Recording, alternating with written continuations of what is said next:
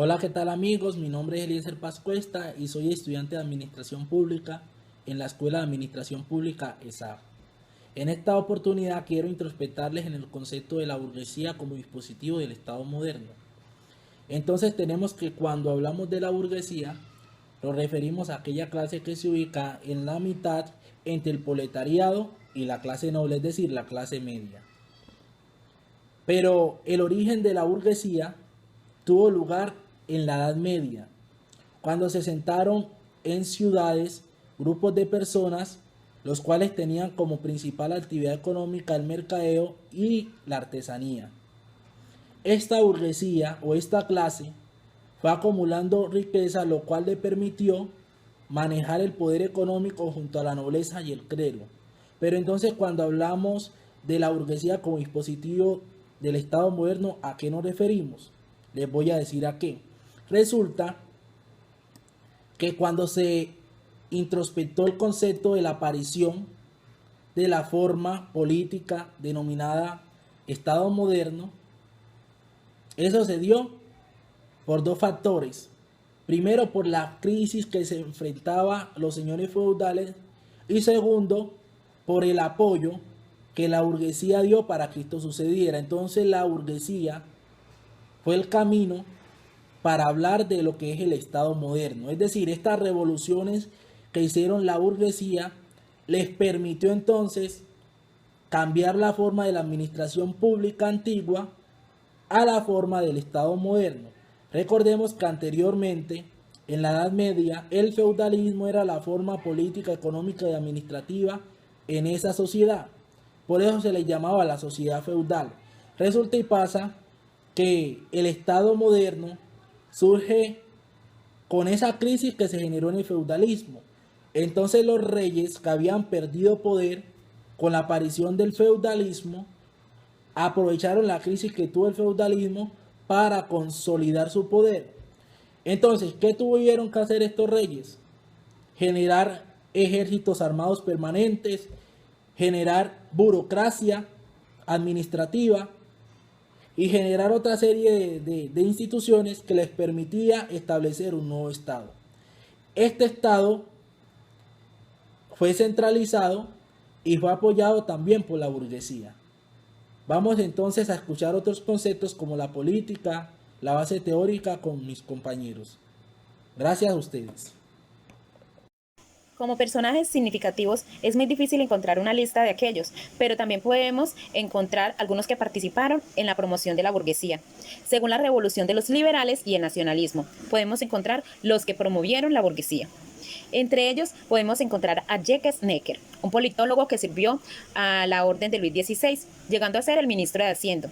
Él intentó reducir la situación financiera, pero encontró una posición en sus recursos fiscales, sobre todo en los privilegiados, debido al cambio o a las reformas que se dieron.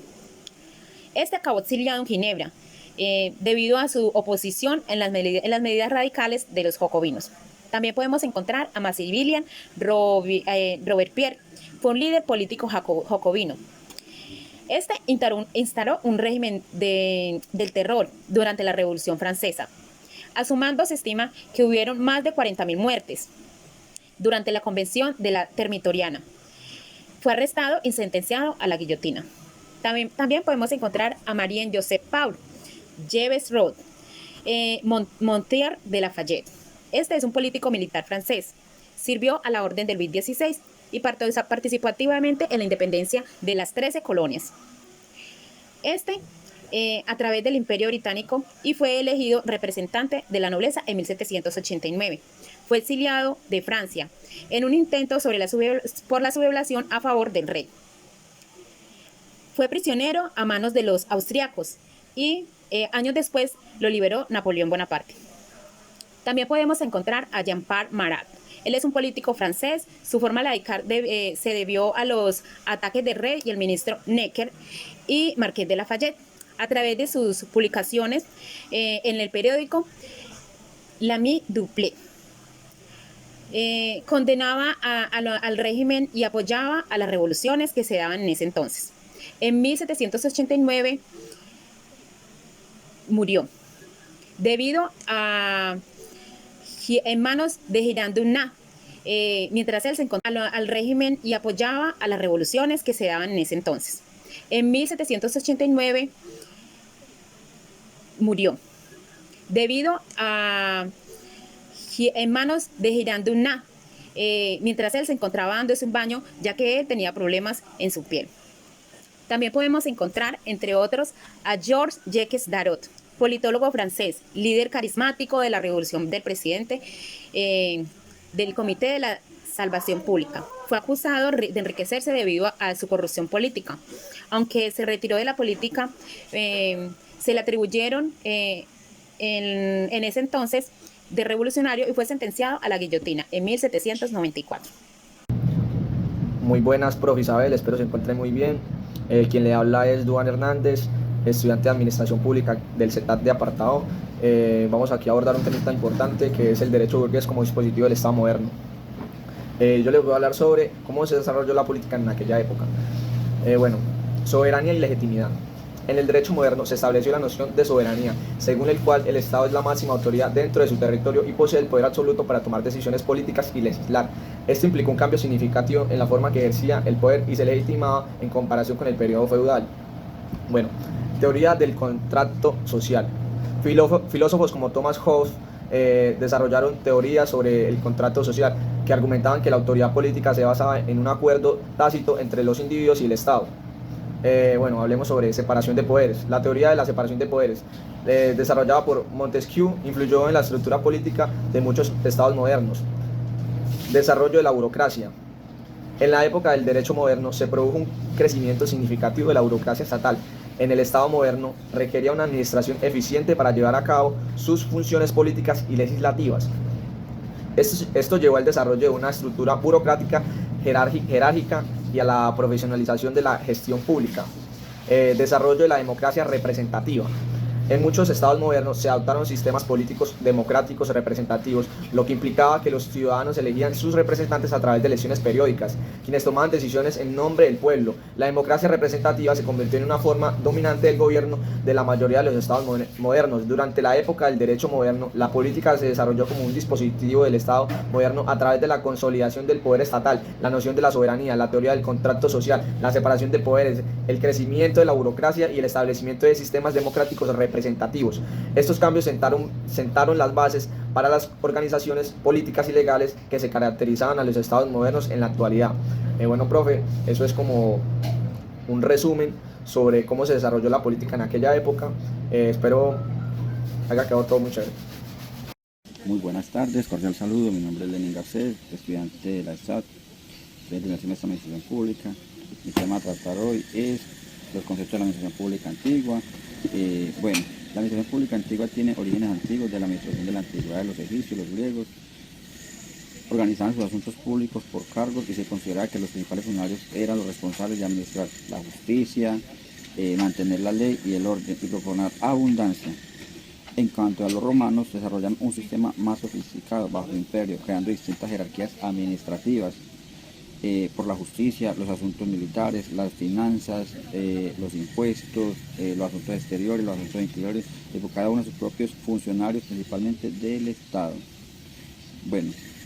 Les cuento un poco las naciones en desarrollo. Los países menos desarrollados han tenido que enfrentar problemas opuestos con sus servicios civiles durante esta etapa de la historia de la administración pública. Después de la Segunda Guerra Mundial, muchos de estos países se independizaron antes de haber desarrollado estructuras administrativas efectivas. En la burguesía ha desempeñado en el transcurso de la historia un papel verdaderamente revolucionario donde quiere que se instauró un hecho por tierra todas las instituciones feudales, patriarcales y ediles. Enteró la dignidad personal bajo el dinero y redujo todas aquellas innumerables libertades escriturales y bien adquiridas a una única libertad, la libertad limitada del comercio. Se sustituyó políticas y religiosas por un régimen franco, descarado, directo, escueto de explotación. La burguesía instauró la base de la administración pública en que era antigua, ya que se fue incrementando en ellos, empleando en forma de economía de mercado o lo que hoy conocemos como el capitalismo. Eso es un poco el tema que me tocó a mí tratar. Muchas gracias, feliz tarde, sigue compañero. Relevancia de la burguesía como dispositivo del Estado moderno en los estados actuales. La burguesía tiene un poder amplio en todas las esferas sociopolíticas, económicas y estatales, ya que en la actualidad esta clase sigue existiendo y con un poder más grande que nunca antes visto.